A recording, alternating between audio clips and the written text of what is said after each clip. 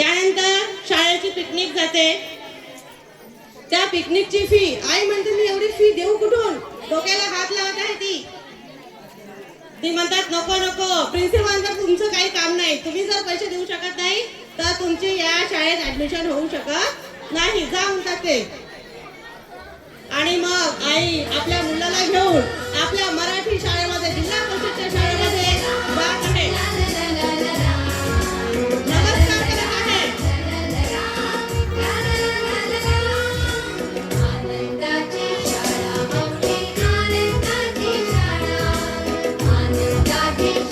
विविध शिष्यवृत्ती आपल्या शाळेत होतात,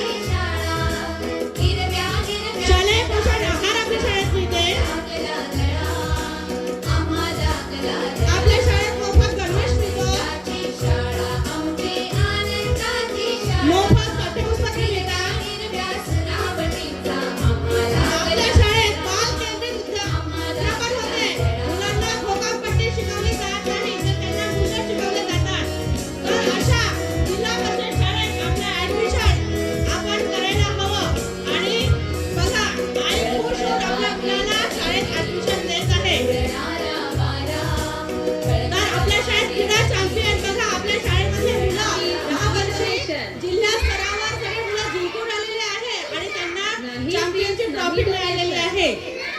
तर अशी आपली जिल्हा परिषदची शाळा आहे, तर या शाळेत जास्तीत जास्त पालकांनी आपल्या मुलांना घालावे अशी सगळ्यांना विनंती आहे. आणि त्यावर आधारित हे आमचं छोटंसं नाट्य होतं आणि या नाट्यानंतर आहे माझी मराठी शाळा नृत्य डान्स.